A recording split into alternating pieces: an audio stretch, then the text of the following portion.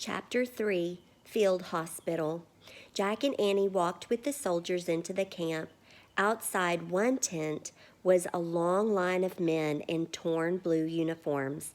They looked tired and hurt. Many were barely able to even stand. Women wearing dark dresses were giving out food and water to the men in line. "Where are we?" asked Annie. "I'll find out," said Jack. He pulled out their book and found a picture of the campsite. He read aloud. During the Civil War, field hospitals were set up quickly near battlefields to treat wounded soldiers.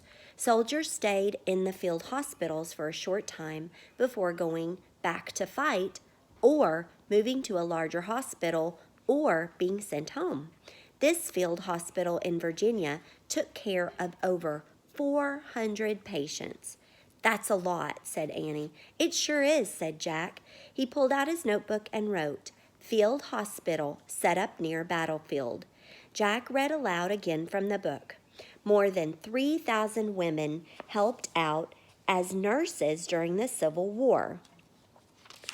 Nursing was a new job for women in America. Before the war, only men had nurses. "Wow," said Annie. "Maybe we can be nurses." "Forget it," said Jack. "Kids can't be nurses." Jack wanted to find the special writing for Morgan and just go home. The sad scene at the field hospital was making him not feel good. "I'll just ask," said Annie. She headed over to a nurse who was cooking over a campfire. "Annie, we've got a mission," Jack called, but Annie kept right on going. Jack heaved a big sigh. He tucked his notebook and the Civil War book under his arm and followed. Waves of heat rose from a small cooking fire. The young nurse was heating a pot of coffee. Flies buzzed everywhere.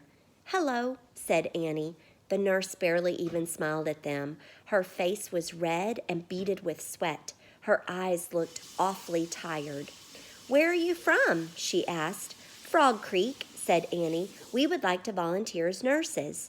The young woman didn't seem at all surprised. "We could certainly use some help," she said, sighing. "Some of us have not slept for days." "Why not?" asked Jack. "The wounded are coming here from a battlefield near Richmond," said the nurse. "More and more keep coming. It never seems to end."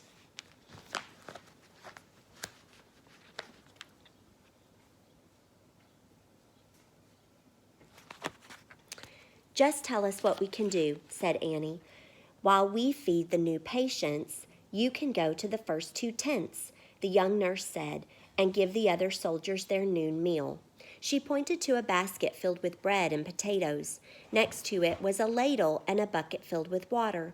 "Anything else?" Annie asked. "Just try to give them some comfort," the nurse said.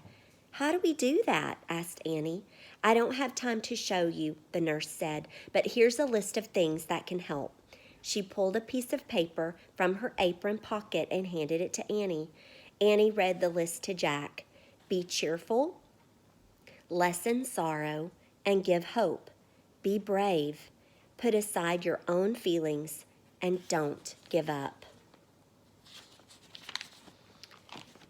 "Follow that list," said the nurse, "and you can't go wrong." The nurse took the pot of coffee from the fire and carried it to the line of men.